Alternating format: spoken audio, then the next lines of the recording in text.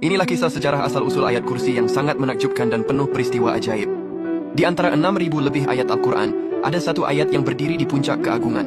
Ia bukan sekadar teks suci, melainkan sebuah pernyataan kekuasaan ilahi yang kekuatannya menggetarkan langit dan bumi. Ayat suci itu adalah bernama ayat kursi, yaitu ayat ke-255 dari surah Al-Baqarah. Ayat kursi adalah ayat Madaniyah. Artinya ia diturunkan di Madinah, kota yang menjadi pusat peradaban awal Islam setelah peristiwa hijrah Nabi Muhammad SAW. Nabi menerima wahyu ini pada suatu malam hari dalam kondisi normal sebagai bagian dari proses turunnya Al-Quran secara bertahap. Momen turunnya ayat ini penuh dengan suasana dramatis.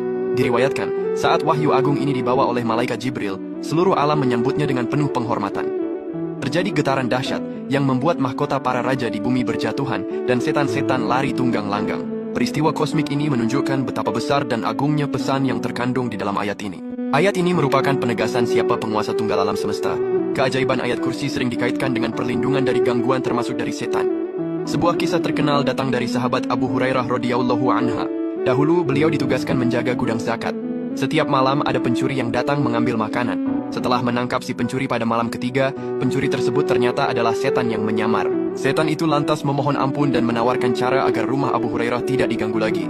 Bacalah ayat kursi sebelum tidur, ujar setan itu. Maka Allah akan mengutus malaikat menjagamu, dan tidak ada setan yang berani mendekatimu sampai pagi. Nabi Muhammad juga membenarkan perkataan tersebut, serta mengakui keampuhan ayat kursi ini sebagai perisai dari gangguan setan. Keajaiban ayat kursi ini tidak berhenti di situ. Para ulama juga menyebutkan keajaiban dan manfaat bagi para pembacanya. Yang pertama, sebagai pembuka segala kesusahan. Ayat kursi adalah ayat yang diberkahi, yang dapat membukakan kesulitan, menyingkirkan bencana, dan menghilangkan kesedihan dengan cepat. Yang kedua, yaitu melancarkan rezeki. Secara rutin membaca ayat ini dipercaya dapat membuka pintu rezeki dan menghindarkan dari kemiskinan.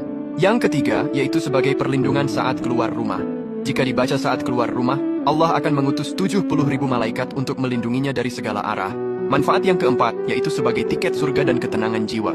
Rasulullah pernah bersabda, barang siapa membaca ayat kursi setiap selesai sholat fardu, maka tidak ada yang menghalanginya untuk masuk surga kecuali kematian. Manfaat yang kelima, yaitu sebagai tameng dari segala keburukan.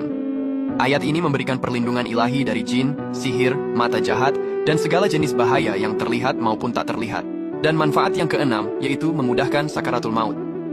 Membaca rutin ayat ini juga dipercaya memudahkan proses sakaratul maut, atau saat pencabutan nyawa. Jadi, ayat kursi adalah sumber ketenangan jiwa dan keamanan fisik. Mengamalkannya berarti menyerahkan diri sepenuhnya kepada Sang Penguasa Tunggal yang tidak pernah tidur dan tidak pernah lelah mengurus makhluknya. Ya Allah, semoga Engkau melindungi kami semua dari segala macam keburukan, bencana dan kesulitan hidup. Amin.